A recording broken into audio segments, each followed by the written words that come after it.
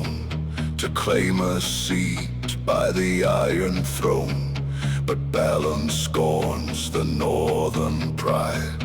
We pay the iron price, he cried. No gold for ships, no words of grace, just cold disdain in the father's face.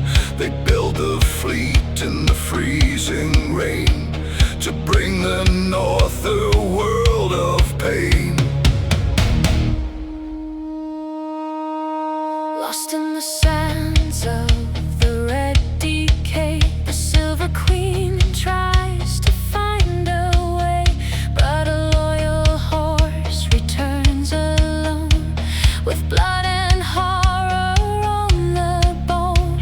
A severed head in the dusty heat, where the ancient cruel warlords meet, while far away on the King's Road line, the sister hides the true design.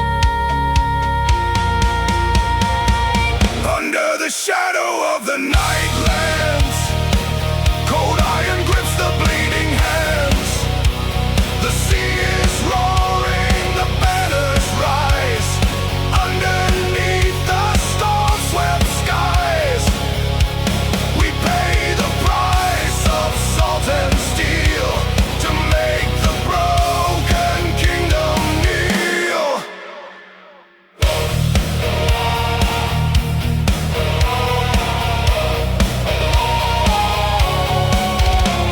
Beyond the wall where the old trees weep, a dark god wakes from a sinister sleep. Craster leaves the newborn sun before the midnight watch is done. John sees the shadow in the trees as the ancient waters begin to freeze.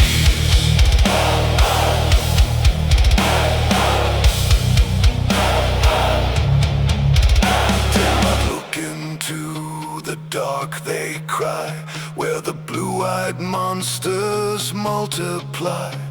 A baby's breath in the frozen wood, the ultimate sacrifice of blood. The iron turns, the